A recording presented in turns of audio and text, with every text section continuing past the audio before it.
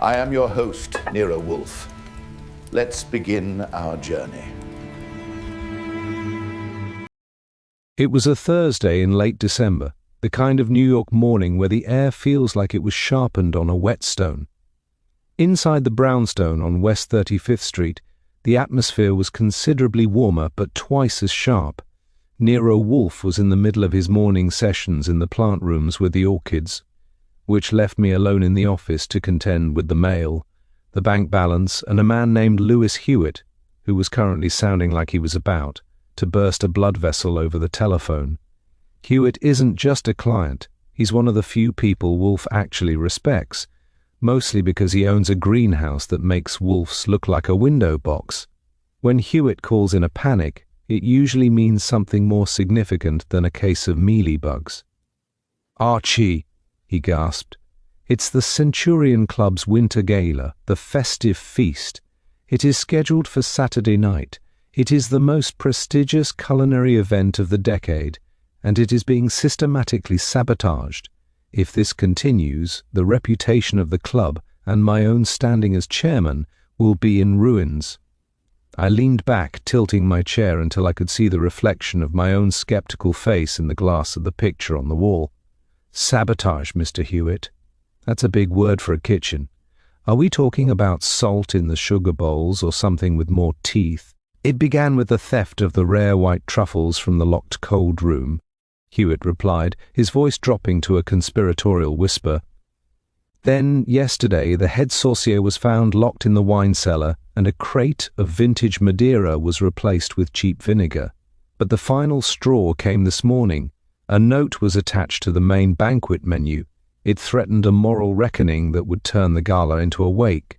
I made a note on my pad, moral reckoning. It sounded a bit heavy for a group of men who spent their Tuesday nights arguing about the proper way to poach a turbot. "Mr. Wolfe is with the orchids until 11, I said. "But I can tell you right now, he doesn't like crowds, he doesn't like winter galas, and he particularly doesn't like leaving his house. If you want him to care about your truffles, you're going to have to do better than a stolen fungus." "Tell him," Hewitt said desperately, "that the guest of honor is Jerome Vane, and tell him the menu includes the original recipe for Cameron à la Presse that Wolfe himself refined in 1946. If the gala is ruined, that recipe, and the prestige associated with it, will be tarnished by scandal." That was the hook, and Hewitt knew it. Mentioning a recipe Wolfe had a hand in was like mentioning a favorite child. I told him to be home at 11:15 and hung up. When the elevator groaned its way down at 11 and the 1/7 of a ton that is Nero Wolfe entered the office, he was wearing his usual expression of settled discontent. He crossed to his desk, adjusted his bulk into the oversized chair, and looked at the stack of mail as if it had personally insulted him. "Mr. Hewitt called," I said, not looking up from my typewriter. "He's in a state. It seems the Centurion Club is being haunted by a phantom who likes vinegar and locked doors. They're calling it the Festive feast affair." Wolfe made a noise that was somewhere between a grunt and a sigh. "I am not a private policeman for a dining club, Archie. If Mr. Hewitt cannot manage his staff, he should resign." "He mentioned the Canneton à la Presse," I added casually. "The 1946 version, the one you fixed. Apparently someone is planning a moral reckoning right over the ducks. Hewitt thinks your reputation is on the line since your name is printed on the souvenir program as a consultant." Wolfe's eyes, which usually move only when absolutely necessary, sharpened. He didn't say anything for a long minute. He picked up a gold-plated letter opener and balanced it on his forefinger. "A moral reckoning," he murmured. An intriguing choice of phrase for a den of gluttons. Who else is involved? The usual suspects. The club's board, the head chef, and a handful of high society donors who think a truffle is a holy relic. Hewitt will be here at 11:15 to give us the particulars. Wolfe leaned back, his interlaced fingers resting on the expanse of his yellow waistcoat. "Very well, if my name is being used to endorse a fiasco, I must intervene. Not for Mr. Hewitt's sake, nor for the club's, but for the integrity of the duck. I will hear him." He closed his eyes, which is his way of telling the world to go away while he prepares for an intellectual battle. I checked my watch. We had 12 minutes until the sanctity of the brownstone was officially invaded by the high-strung world of elite gastronomy. I knew that look on Wolfe's face. He wasn't just taking a case, he was defending a masterpiece. And when Wolfe decides to defend a masterpiece, someone usually ends up with a very bad case of indigestion. Exactly at 11:15, the doorbell rang with a persistence that suggested the finger on the button was trembling. I went to the front door and found Lewis Hewitt, looking less like a titan of industry and more like a man who had just seen his favorite greenhouse go up in flames. Two others who looked equally frayed accompanied him. I ushered them into the hallway, took their hats and overcoats, all of which were heavy, expensive, and smelled of damp wool and anxiety, and led them into the office. Wolfe did not rise. He rarely does for anyone less than a head of state or a world-class chef, and even then it is a toss-up. He sat behind his desk, his eyes narrowed as they tracked the movement of the trio. Hewitt took the yellow chair, while the other two settled into the smaller ones I had positioned earlier. The first of the companions was a tall, skeletal man with a face that seemed to have been carved out of cold marble. This was Jerome Vane, the guest of honor. A man whose fortune was matched only by his reputation for being a professional misanthrope. Beside him was a woman in her late 40s, wearing a suit that cost more than my car, and an expression that suggested she found the brownstone's air to be of poor quality. She was Elena Vance, the club's treasurer, and a woman known for treating a balance sheet like a holy scripture. Hewitt didn't wait for an introduction. "Nero, it's worse than I told Archie. The kitchen staff is about to go out. Someone has been sending them anonymous letters, vicious things, accusing the club of using the gala as a front for a massive financial swindle involving the building's renovation fund." Wolfe shifted his weight, the chair groaning in sympathy. "And is it?" Elena Vance stiffened. "Certainly not, Mr. Wolfe. Our books are impeccable. This is a malicious attempt to humiliate the board. The moral reckoning promised in the note isn't about truth, it's about destruction. They want to turn our most prestigious night into a public scandal." Wolfe turned his gaze to Jerome Vane. "And you, sir, as the guest of honor, you are the primary target of this potential humiliation. Why are you here?" Vane's voice was like dry leaves skittering across a sidewalk. "I am here because Elias Thorne was a friend of mine, and he always spoke highly of your ability to see through the fog of human vanity. I don't care about the truffles, Wolfe. I care that someone is using my name as a pivot for this circus. I want it stopped, not for the club's sake, but for my own peace." The office, usually a sanctuary of silence and logic, was now vibrating with the frantic energy of these outsiders. Wolfe hates it when his environment is polluted by the raw, unrefined emotions of the desperate. He sat perfectly still, his fingers interlaced over his abdomen, watching the way Hewitt fidgeted with his tie and the way Elena Vance's eyes darted toward the wall safely. "You speak of sabotage," Wolfe said, his voice a low rumble that seemed to fill the room. "Theft of truffles, contaminated wine, locked doors, and threatening notes. These are not the actions of a casual prankster. They require access, timing, and a specific knowledge of the club's internal rhythms. Who has been present during these incidents?" "That's just it," Hewitt cried. "It could be anyone on the gala committee, or the catering staff, or even one of the donors. The club has been a hive of activity for weeks. We've had decorators, delivery men, and committee members drifting in and out at all hours." Wolfe's eyes closed to slits. This was the moment I knew he was committed. Not because he cared about Hewitt's reputation, but because the messiness of the situation offended his sense of order. The brownstone had been disturbed by the mere presence of these three, their shadows stretching across the Persian rug like ink blots. "Archie," Wolfe barked without looking at me. "Yes, sir. You will go to the Centurion Club. You will not look at decorations or truffles. You will look at the people. I want a list of every individual who had access to the cold room and the wine cellar during the last 48 hours. I want their histories, their grievances, and their connections to Mr. Vane and Miss Vance." He then looked back at Hewitt. I will accept this commission. You will provide Mr. Goodwin a private room at the club.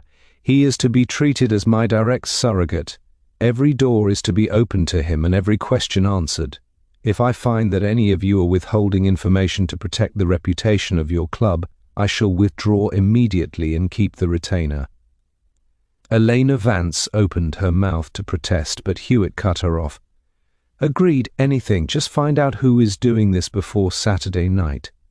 "The retainer, Archie," Wolfe prompted. I stood up and handed Hewitt a prepared slip. He didn't even blink at the amount, which told me exactly how terrified he really was. He signed the check and rose to leave, followed by Vane and the treasurer. As I showed them out, the office felt strangely empty, the air still thick with the scent of Elena's expensive perfume and the cold metallic aura of Jerome Vane. I returned to find Wolfe staring at the souvenir program Hewitt had left on the desk. He was looking at his own name, listed as Consultant of Gastronomy. "They have made me a participant in their play, Archie," he said, his voice thick with a brewing storm. "They have dragged my name into a kitchen scuffle. Go and find the one who thinks they can use a moral reckoning to spoil a duck.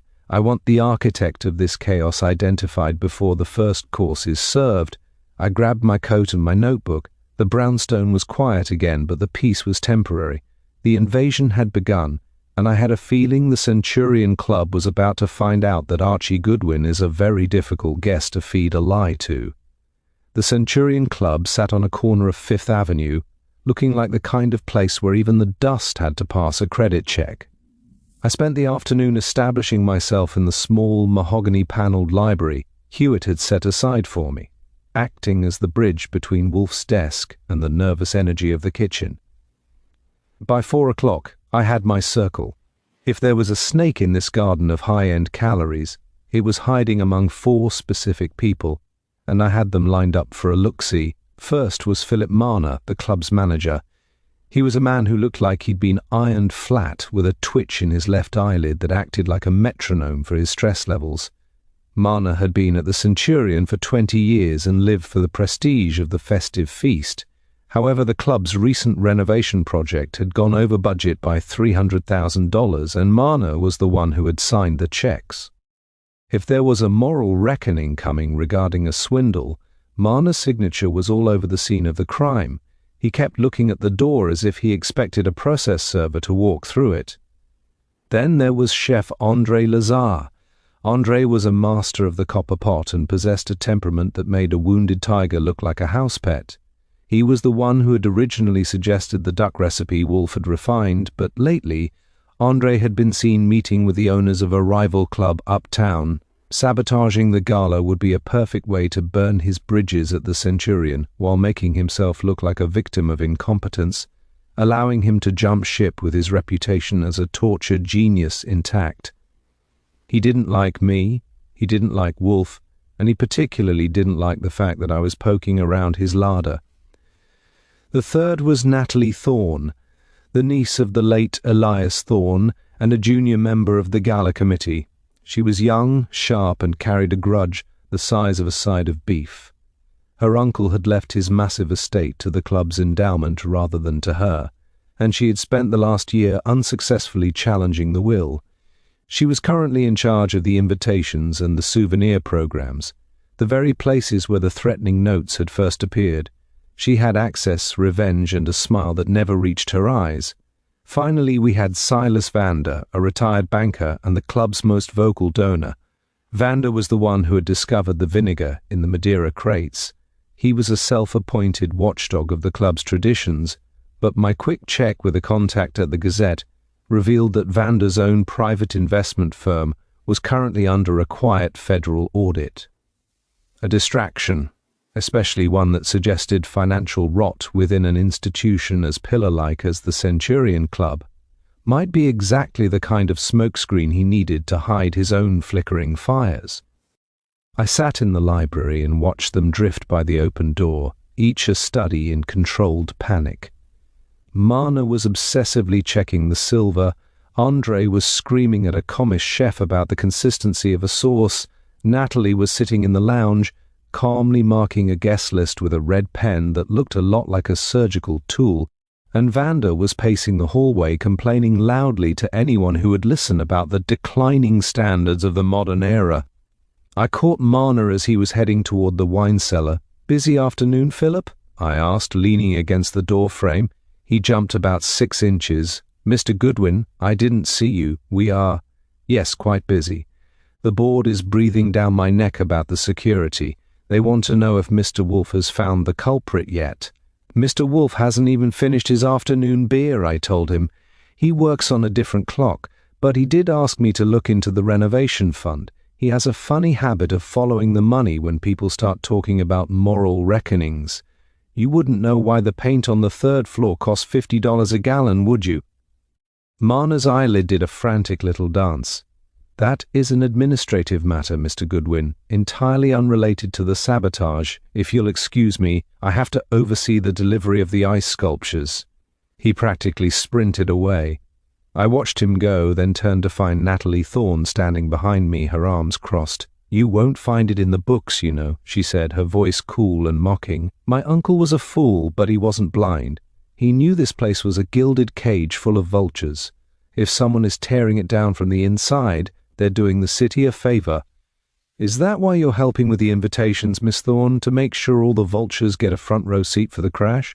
She gave me a thin, dry smile. "I'm here to fulfill my duty to the family name, nothing more. But if I were you, I'd keep an eye on Chef Andre. He's always had a taste for drama, and he's been very cozy with the management at the Regency lately." She turned on a heel and left before I could ask her about the red pen. I went back into the library and started typing up my notes. I had 4 suspects, all with a reason to see the festive feast turn into a famine, and all of them were busy pointing fingers at each other. The tension in the club was thick enough to be served as a side dish, and the clock was ticking towards Saturday. I needed to get these names back to Wolfe. He was the one who could tell which of these people was lying, and which of them was just naturally unpleasant. I spent Friday morning behaving like a very inquisitive shadow. The Centurion Club is the kind of place where people assume that if you aren't carrying a tray or a membership card, you must be invisible, which suited my purposes perfectly. By noon, I had logged 3 miles on the club's plush carpeting and had a notebook full of contradictions that were beginning to smell worse than the vinegar in the Madeira crates. My first stop was a quiet corner of the pantry where the kitchen staff drank coffee. I cornered a young busboy who looked like he hadn't slept since the truffles went missing.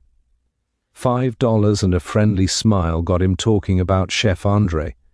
It turned out the tortured genius hadn't just been meeting with the Regency, he had been seen in the club's private office late at night, long after the stoves were cold, arguing with Philip Marna.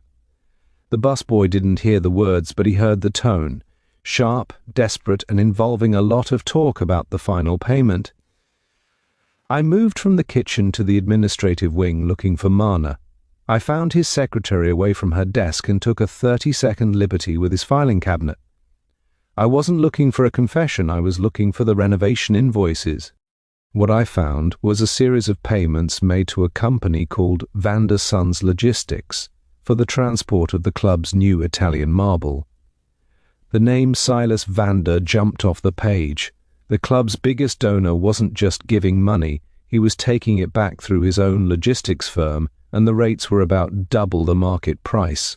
I was contemplating the beauty of a kickback scheme when Silas Vander himself appeared in the doorway. He didn't look like a philanthropist, he looked like a man who had just swallowed a lemon. "Mr. Goodwin," he boomed, his voice echoing in the narrow hallway, "I was told you were an investigator, not a clerk. Why are you pawing through the club's private records?" "Just checking the math, Mr. Vander," I said, sliding the drawer shut with a click. "I noticed your firm handled the marble for the renovation. It must be very high-grade stone to cost that much for shipping. Or maybe the trucks are lined with velvet." Vander's face turned a shade of purple that would have matched a fine burgundy. "My business dealings are a matter of public record, young man. I've supported this club for 40 years. If Marna chose my firm, it was for reliability. Now, get back to your library before I have Hewitt escort you to the door." He stomped off, but his reaction told me I'd hit a nerve.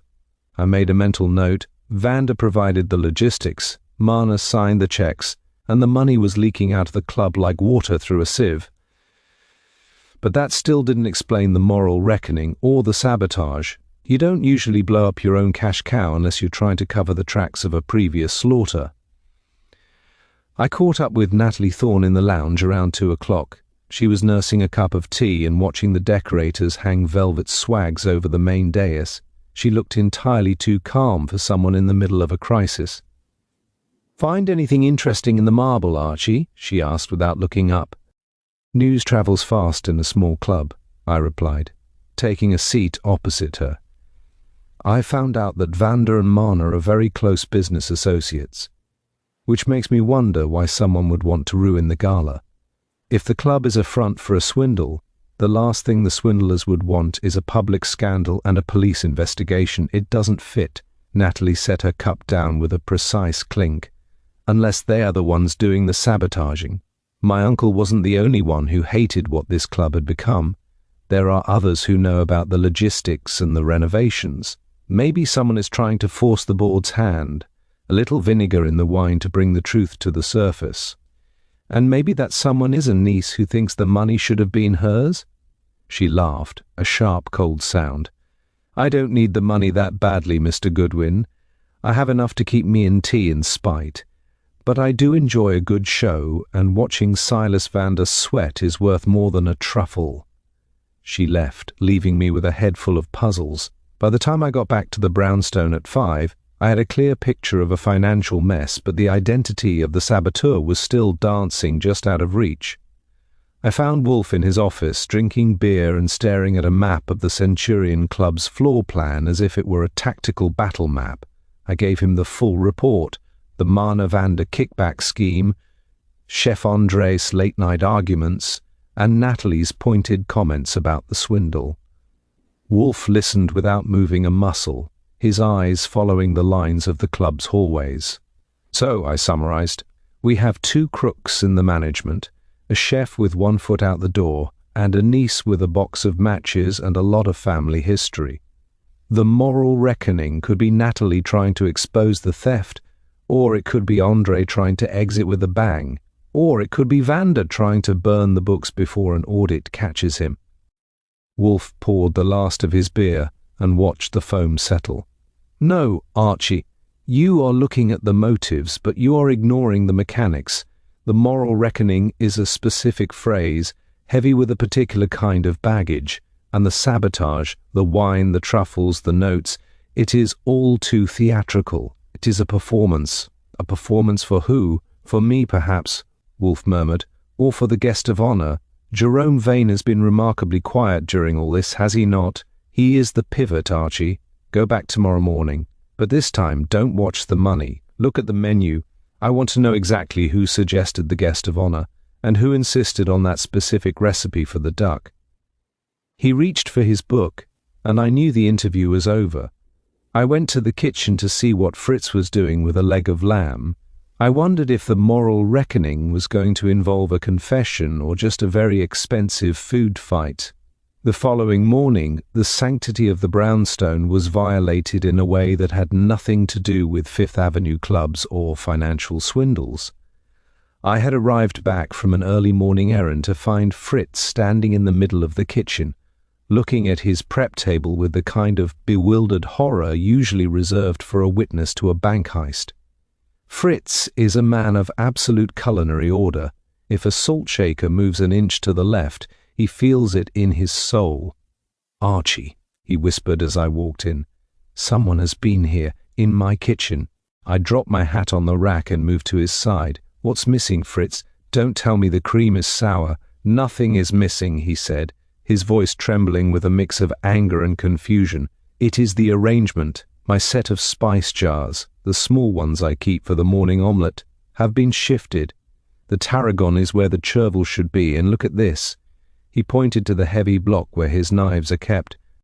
The center slot, which usually held a slim, razor-sharp boning knife known as the Blade of Toledo, was empty.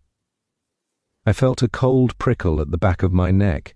Breaking into Nero Wolfe's house is roughly equivalent to sneaking into a lion's den to borrow a whisker. I checked the back door and the service entrance. No forced locks, no scratched frames. The windows were all locked from inside. "Stay here, Fritz," I said. I headed for the office where Wolfe was already seated, though it was only 10 o'clock. He was staring at the middle drawer of his desk, which was slightly ajar. He didn't look up as I entered. "The blade of Toledo is gone from the kitchen, sir," I reported, keeping my voice flat, "and Fritz's spices were shuffled. They didn't take anything else, but the message is pretty clear. Someone was inside while we were sleeping." Wolfe's face was a mask of thunderous granite. He reached into the slightly open drawer and pulled out a small square piece of cardstock. It was an invitation to the Festive feast gala, but across the gold-embossed lettering, someone had scrawled a single word in thick red ink, inedible. "They have trespassed, Archie," Wolfe said, his voice so low it was almost a growl. "They have entered this house not to steal, but to demonstrate that my defenses are illusory. They took a knife from the kitchen to show they could have taken a life. They shuffled the spices to mock Fritz's precision, and they left this vulgarity on my desk. It has to be one of the four, or someone they hired," I said, pacing the length of the rug. "But how did they get in? I checked the locks." "The method is secondary to the intent," Wolfe snapped. "The intruder did not want the knife, they wanted the fear. They are attempting to unmoor me, to make me doubt the security of my own environment so that I will be distracted from the logic of the case. It is a tactical maneuver, Archie, a subtle trespass designed to provoke a hurried conclusion." I leaned against the edge of the desk. "Well, it worked for me. I'm plenty provoked. If I find out who was breathing our air last night, I'm going to forget I'm a gentleman." "No," Wolfe said, his eyes narrowing until they were mere slits of black fire. "We will not react with heat. We will react with pressure. This intruder knows the layout of the brownstone and the habits of its inhabitants. They knew exactly which knife Fritz prizes most, and they knew which drawer I use for my private correspondence. This is not the work of a hired thug. This is the work of a student of this house." He sat in silence for a full minute, his fingers drumming a rhythmic heavy beat on the arm of his chair. Then he reached for the telephone. "Get me Saul Panzer." When Saul's voice came over the line, Wolfe didn't waste time with pleasantries. "Saul, I need you. I want a complete history of the Centurion Club's previous security firms. I also want you to find out if any of our four subjects, Marner, Lazar, Thorne, or Vander, have ever had a connection to this house, or to anyone who has worked here in the last 10 years. Someone has a key, Saul. Or they have a ghost, I want to know which." He hung up and looked at me. "The moral reckoning has arrived at our door, Archie. The saboteur is no longer content with ruining a dinner party. They are challenging the investigator. They believe that by disrupting my sanctuary, they can control the outcome of my deduction. And can they?" Wolfe leaned back, his bulk settling with a grim finality. "They have made a profound error. They have turned a professional irritation into a personal affront. I was interested in the duck, Archie. Now I'm interested in bones. Go back to the club.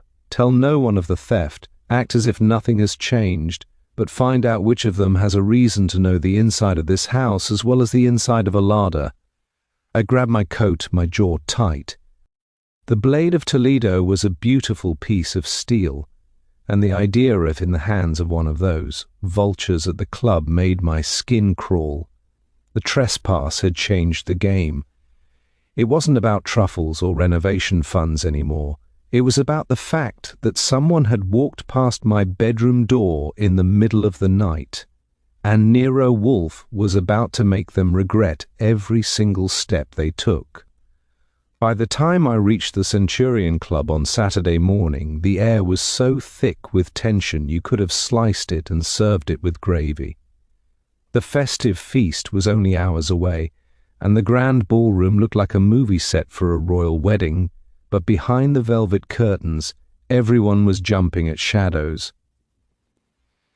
I spent an hour in the kitchen doorway watching Chef André Lazare handle the blade of Toledo. No, wait, he was using his own knives, but the way he was hacking at a side of veal made me think of the empty slot in Fritz's kitchen block. Saul Panzer met me in the service alley at 11. Saul doesn't look like much, just a small man in a brown cap who could blend into a brick wall if he stood still enough, but he has a memory like a filing cabinet and eyes that see through lead. We stood by a stack of empty crates while the wind whipped down the alley. Saul gave me the news that turned the temperature from simmering to a rolling boil. "I found the link, Archie," Saul said, his voice barely audible over the clatter of a passing laundry truck. "It's not in the security firms, it's in the furniture. 5 years ago, when Wolfe had those custom bookshelves built in the office, the contractor used a subcontracting firm for the finishing work. One of the painters on that crew was a cousin to the man who currently runs the maintenance department here at the Centurion Club. And guess who hired that maintenance man? Philip Marner, I guessed. Wrong, Saul countered. Silas Vander. Vander's logistics firm handled the background checks for all the club's high-level staff. He had the records, Archie. He had the names of every contractor who ever worked on the homes of the club's most prominent consultants, including Nero Wolfe. And about 3 months ago, a set of duplicate keys for this club went missing from the maintenance office. Marner buried the report, but Vander knew. So Vander has the keys to the club and the maps to the brownstone, I mused. But why the knife? Why the spices? Maybe he isn't working alone, Saul suggested. Vander has the money and the access, but he doesn't have the temperament for a moral reckoning. That sounds like a different kind of bird. I thanked Saul and sent him back to shadow Natalie Thorne. I went inside and found the pressure had increased. The guest of honor, Jerome Vane, had locked himself in the library and was refusing to come out until the atmosphere of thievery was cleared. Philip Marner was practically weeping in the hallway because the florist had delivered white lilies instead of the requested cream roses, and Chef Andre had just discovered that the primary stock for the duck sauce had been heavily salted, another act of sabotage. I cornered Marner in his office. He looked like he'd aged 10 years since Thursday. "It's over, Goodwin," he moaned. "The gala is ruined. Vane won't come out. The sauce is saltier than the Dead Sea, and the board is demanding my resignation. Why hasn't Wolfe done anything?" "Wolfe is doing plenty," I told him, leaning over his desk until we were eye to eye. "He's currently deciding which of you is the biggest liar. I know about the logistics fees, Philip. I know the renovation fund didn't go into the walls, it went into a certain bank account. Did you think you could hide a $300,000 hole by throwing a few truffles out the window and blaming a phantom?" Marner's face went white. I had to," Vander insisted. "He said it was the only way to keep the club afloat during the audit. But I didn't sabotage it, I swear it. Why would I ruin the very event that justifies my salary?" "To create a distraction," I said. "A big, noisy moral reckoning to keep the auditors from looking at the books. If the club is under attack by a mysterious saboteur, everyone is too busy playing detective to count the silverware." I left him shaking and went to find Natalie Thorne. She was in the ballroom watching the decorators with a predatory satisfaction. I didn't say a word, I just showed her the invitation I'd brought from Wolfe's desk, the one with inedible scrawled in red. Her eyes widened for a split second, the first crack I'd seen in her porcelain mask. "Where did you get that?" she whispered. "You know where," I said. "Someone left it in a very private drawer, along with taking a very sharp knife. That's a long way to go for a family grudge, Natalie. Breaking into a man's home is a felony. Using his own tools to threaten him is just stupid." "I didn't break into any home," she snapped, but her voice lacked its usual frost. It was thinned out by fear. "I wanted the club to pay for what they did to my uncle. I wanted the scandal, but I wouldn't go to that house, not after what I've heard about Nero Wolfe." The doorbell of my brain rang. She was telling the truth about the house, but she knew who had gone. The pressure was working, the suspects were starting to vibrate with the kind of frequency that breaks glass. I went to the library and called the brownstone. Wolfe answered on the first ring. "Archie, report." I gave him Saul's findings and Marner and Natalie's reactions. I told him about the salted sauce and the guest of honor's strike. Wolfe listened in a silence that felt like the pause before a lightning strike. "Excellent," he rumbled. The orchestration is complete. They are all convinced that their own petty sins are the focus of my investigation. They are so busy protecting their secrets that they have become blind to the obvious. Archie, you will inform Mr. Hewitt that I will not be attending the gala. Instead, the gala will come to me. Summon them, all of them. Marner, Lazar, Thorne, Vander, and Mr. Vane. Tell them that if they are not in my office by 8 o'clock, I shall hand my completed report, including the details of the logistics firm, to the district attorney. What about the duck? I asked. The duck is irrelevant, Wolfe said, and I could hear him closing his book. The bone, however, is about to be picked clean. Be punctual, Archie, and bring the guest of honor. He is the most important piece of the puzzle, though he doesn't know it yet. I hung up, feeling the gears of the trap beginning to turn. The festive feast was moving to West 35th Street, and I had a feeling the menu was going to be more than any of them could swallow. By 7:30, the office was prepared. It wasn't a matter of dusting, it was a matter of atmosphere.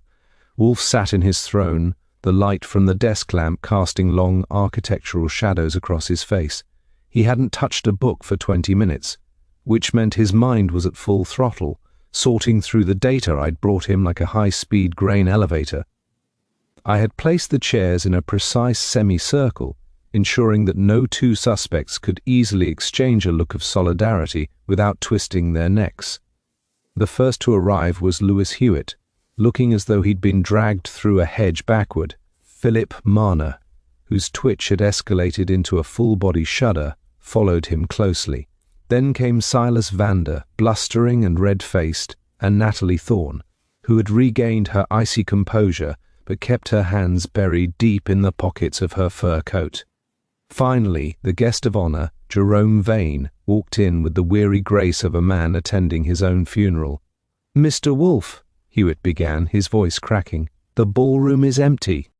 The press is at the doors. If you don't settle this now, be seated, Mr. Hewitt," Wolfe said. It wasn't a suggestion, it was a boulder falling into a pond. "The gala is secondary. We are here to discuss a far more serious matter, the corruption of an institution and the violation of my home." He let that hang in the air for a moment, his eyes travelling slowly from Marner to Vander. "Mr. Marner, you have spent the last 2 years facilitating a systematic drainage of the Centurion Club's renovation fund. You did this under the direction of Mr. Vander, whose logistics firm provided the necessary paperwork to hide the theft. This is the swindle that was hinted at in the notes." Vander exploded out of his chair. "This is libel. You have no proof." "Sit down, sir," Wolfe rumbled, and the sheer volume of it seemed to push Vander back into his seat. "I have more than proof. I have the panicked confession of your partner, Mr. Marner, who realized that a moral reckoning would lead directly to his prison cell. But interestingly, neither of you committed the sabotage. Why would you? You were the ones benefiting from the status quo. To ruin the festive feast was to invite the very scrutiny you feared most." Wolfe then turned his attention to Natalie Thorne. "Miss Thorne, you wished for that scrutiny. You hated the club for inheriting your uncle's wealth. You provided the theatrical flourish, the red ink, the threatening notes, the inedible scrawls. You wanted to embarrass the board, but you did not salt the sauce, nor did you steal the truffles. Your malice is aesthetic, not functional." Natalie's lip curled, but she didn't deny it. "The place is a tomb of thieves. I just wanted to turn on the lights. And yet," Wolfe continued, leaning forward, his voice dropping to a dangerous whisper, "the lights were already being turned by someone else, someone who didn't care about money or family pride, someone who was focused on the guest of honor." He looked at Jerome Vane. The skeletal man didn't move. He sat perfectly still, his eyes fixed on the empty slot in the air where the blade of Toledo should have been. "Mr. Vane," Wolfe said, "you are a man of vast wealth and even vaster boredom. You have spent your life collecting experiences. When experiences failed you, you began collecting people. You were a friend of Elias Thorne. You knew his niece's grudge. You knew of Marner's theft. You even knew of my connection to the club's history." "I am a guest of honor, Wolfe," Vane said softly, "not a detective." "You are a strategist," Wolfe corrected him. "You orchestrated the sabotage of your own gala. You suggested the duck recipe, knowing I would be consulted. You tipped off Miss Thorne about the financial discrepancies to ensure she would provide the threat. And then you hired a professional, a man who once worked in this very house, to enter my kitchen and take a knife. You didn't want the knife for a crime. You wanted to see if I could be forced into a tactical error by a personal trespass. The office became so quiet I could hear the hum of the electric clock on the mantel. Hewitt was staring at Vane as if he'd turned into a ghost. "Why?"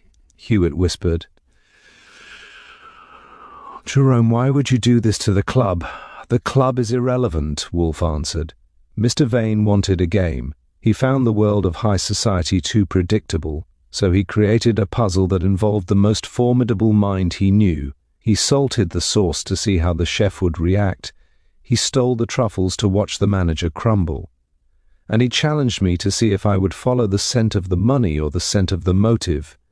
He wanted to know if I was as good as Elias Thorne claimed. Wolfe reached into his desk and pulled out a small, heavy object wrapped in a silk handkerchief. He unwrapped it to reveal the blade of Toledo. "I found this an hour ago, tucked behind the books in the library where Mr. Vane spent his morning." It was not hidden, it was placed. A final clue for a worthy opponent. Vane gave a slow, measured nod. A thin smile touched his grey lips. "And the moral reckoning, Mr. Wolfe? Who pays for the stolen money and the ruined dinner?" "That," Wolfe said, his eyes glowing with a cold intellectual satisfaction, "is the beauty of the trap. By playing your game, you made me look at books. Mr. Marner and Mr. Vander are indeed thieves, and they will be dealt with by the law. Miss Thorne's petty vandalism will be forgotten in the wake of the larger scandal. And you, Mr. Vane, have provided the evidence for it all. In your desire to challenge me, you have inadvertently delivered justice to the very institution you sought to mock." Wolfe sat back, the bulk of him settling into the chair like a mountain. "The game is over, Mr. Vane. The duck is ruined, the thieves are caught, and my knife has been returned. I believe that constitutes a full account." Hewitt looked from Wolfe to Vane, his mouth hanging open. The festive feast had turned into a slaughterhouse of reputations, and Wolfe had just wiped the blade clean. The light in the office was a sharp, unforgiving yellow, reflecting off the polished surface of Wolfe's desk and the cold steel of the returned blade of Toledo. Wolfe had reached the stage of the evening where he was no longer a man but a presiding judge. He took a slow, deliberate sip of beer, his eyes moving over the semicircle of faces with a heavy, rhythmic pace. Philip Marner was practically vibrating in his chair. Silas Vander was a shade of plum that suggested imminent combustion. And Jerome Vane sat with his hands folded, looking like a spectator at a championship chess match. "We have reached the point of clarification," Wolfe began, his voice dropping into that register that makes you think of a landslide in the distance. "Mr. Marner, you will stop twitching. It is distracting and it will not save you. You have been living a lie for 24 months, pretending to be the diligent steward of a legacy, while you and Mr. Vander were busy dismantling it for parts. The logistics fees were a clever touch, a classic maneuver of inflating the periphery to hollow out the center." Marner's voice was a thin, high-pitched reed. "It was just a temporary loan, Mr. Wolfe. We were going to repay it after the gala. The audit was a surprise we didn't expect." "You expected a vacuum where you found an investigation," Wolfe snapped. "But let us look at the mechanics of the deception. You and Mr. Vander were terrified of the moral reckoning mentioned in the notes. You assumed, quite naturally, that someone had discovered your embezzlement and was using the gala as a stage for your exposure. That is why you, Mr. Marner, locked the head saucier in the wine cellar. You wanted to create a diversion, a minor chaos that would justify a delay in the financial report." Vander leaned forward, his voice a low bark. "That's a lie. Marner might be a coward, but I don't play games with wine cellars. I discovered that vinegar myself." "Indeed you did, Mr. Vander," Wolfe said, "because you were trying to outmaneuver your own partner. You realized Marner was losing his nerve, You planted the vinegar to make it appear that the club was under attack by an external force, thereby painting yourselves as victims rather than villains. It was a crude play, but effective enough to fool Mr. Hewitt. Wolfe then turned his head, a slow migration of mass toward Natalie Thorne. But the notes, the specific red-inked threats, those were yours. You were the one who understood the psychological layout of this club. You knew that by whispering, moral reckoning, you would send the thieves into a panic. You didn't even need to know what they had stolen. You merely needed to know that men of their sort always have a theft hidden somewhere. You provided the ghost and they provided the fear. Natalie's expression didn't change, but she reached into her pocket for a cigarette, then stopped when she remembered Wolfe's ban on smoking. It was a beautiful ghost, wasn't it? I didn't have to do much, just a few lines of red ink and everyone started looking for a knife in their back. But I didn't touch your kitchen, Mr. Wolfe. I'm a Thorne, we don't do our own dirty work. No, Wolfe agreed, you don't. And that brings us to the centerpiece of this performance. The trespass, the theft of the knife, the shuffling of the spices. These were not the acts of a frightened embezzler or a vengeful niece. They were too precise, too deliberate. They were designed to test my personal equanimity. Wolfe looked at Jerome Vane. The guest of honor looked back, his eyes two dark pits in his skeletal face. Mr. Vane, Wolfe said, you admitted to placing the knife in the library. But let us be more specific. You did not enter this house yourself. You are far too recognizable, and your physical condition would not permit a stealthy entrance. You hired an agent, one who knew this house. But you did not hire him to steal the truffles or salt the sauce. You did that yourself during your rest periods at the club. You, the guest of honor, were the one wandering the halls at night. You were the one who knew the truffles were kept in the cold room because you helped Elias Thorne fund its installation 10 years ago. The silence in the room was now so thick it felt like it had weight. Jerome Vane gave a thin, dry cough that sounded like sandpaper. A fascinating theory, Wolfe, but why would I bother? I have everything I could ever want. Except a challenge, Wolfe countered. You are a man who has exhausted the possibilities of wealth. You saw the Centurion Club as a dying animal, infested with parasites like Mana and Vanda. You decided to accelerate its demise while simultaneously testing the one man Elias Thorne claimed was your intellectual equal. You used Natalie as a smokescreen, Mana as a pawn, and me as the final judge. You orchestrated a symphony of sabotage to see if I would be deafened by the noise of the theft, or if I would hear the underlying theme of the motive. Wolfe leaned back, his fingers drumming a slow, steady rhythm on the desk. You salted the sauce not to ruin the meal, but to see if I would recognize the chef's reaction as genuine or feigned. You stole the truffles to see if I would follow the money to Vanda or the access to you. And you sent a man to my house to see if the threat of violence would cloud my logic.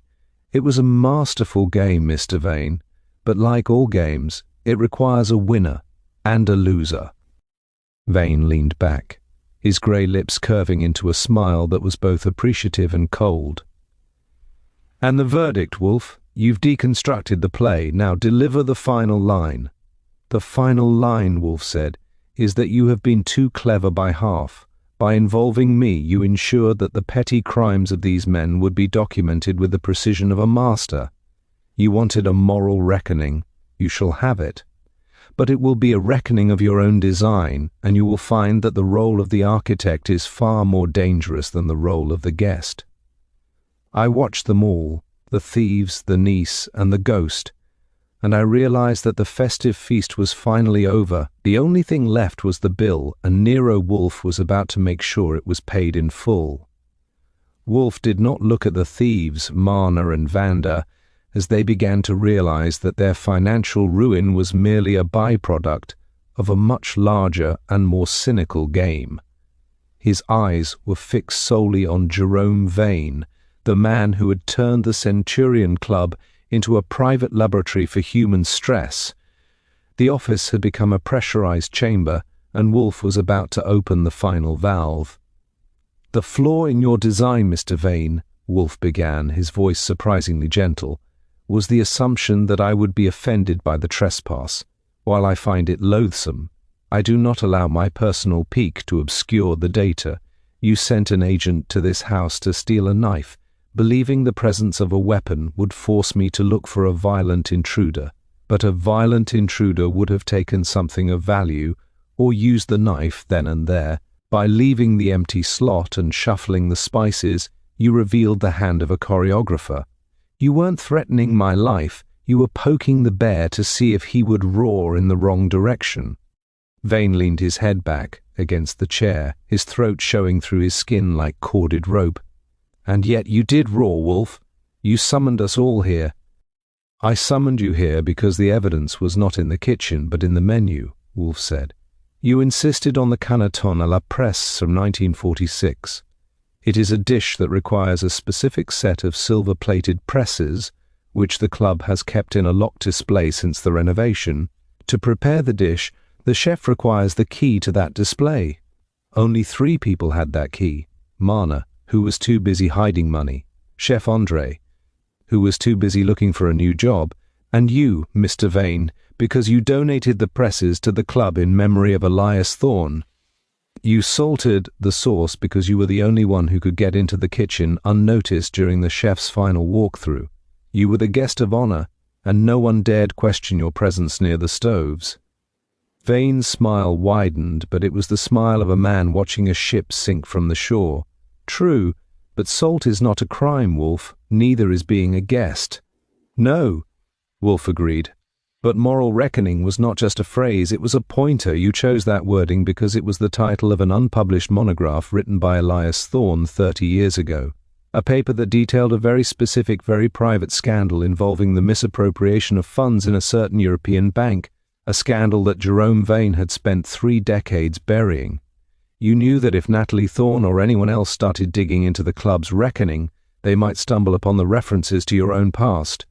You didn't just want to test me, you wanted to control the narrative of the exposure. You wanted the swindle to be about Marna's petty thousands, so that no one would look for your missing millions. The room change was electric.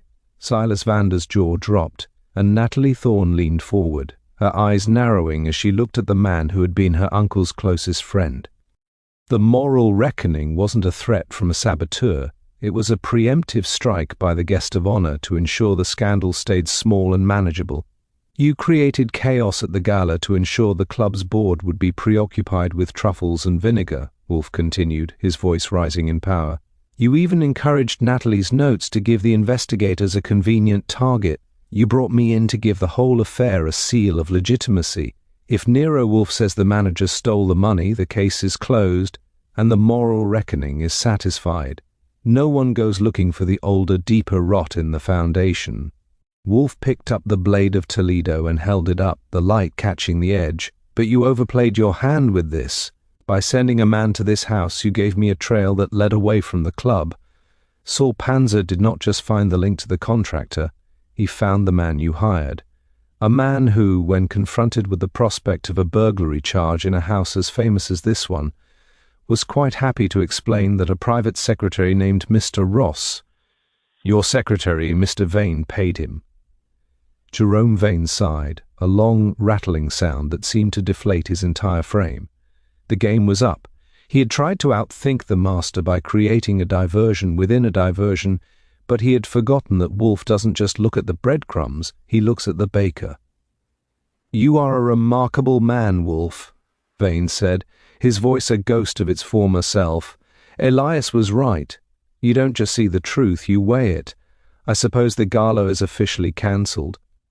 The gala is a wreck, Hewitt shouted, finding his voice at last. Jerome, how could you, all for a 30-year-old scandal? It wasn't for the scandal, Vane whispered, looking at Wolfe. It was for the chance to see if anyone was still paying attention. Most people are so easily blinded by a little salt and a lot of noise. I wanted to see if the bear could still hunt. The bear is not a trophy for your wall, Mr. Vane, Wolfe said, his voice cold and final. Archie, the telephone. Call Inspector Cramer. Tell him we have 2 embezzlers and a conspirator ready for transport, and tell him to bring a very large car. We have a guest of honor who has overstayed his welcome. I moved to the desk and picked up the receiver. As I dialed the familiar number for Homicide South, I looked at the circle of suspects. Marna was weeping, Vanda was cursing, Natalie was smiling, and Jerome Vane was looking at Wolfe with a strange, terrifying sort of gratitude. The festive feast affair was over, and the only thing left was the paperwork.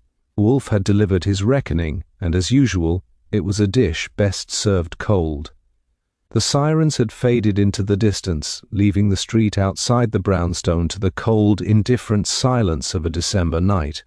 In the office, the air was finally beginning to clear of the heavy, metallic scent of Silas Vander's perspiration and the sharp, brittle aura of Jerome Vane's arrogance. The suspects had been carted off by a disgruntled but efficient Inspector Cramer, who had grumbled about detectives who solved culinary puzzles, while he had a city full of real criminals to worry about. He had, however, taken the blade of Toledo as evidence, which had caused Fritz nearly as much pain as the initial theft. I spent the next 20 minutes clearing the office of the physical remains of the evening. I moved the extra chairs back to their proper places and straightened the rug where Vander had paced his furious, muddy tracks. Wolfe had not moved. He remained behind his desk, his eyes closed, his breathing deep and rhythmic.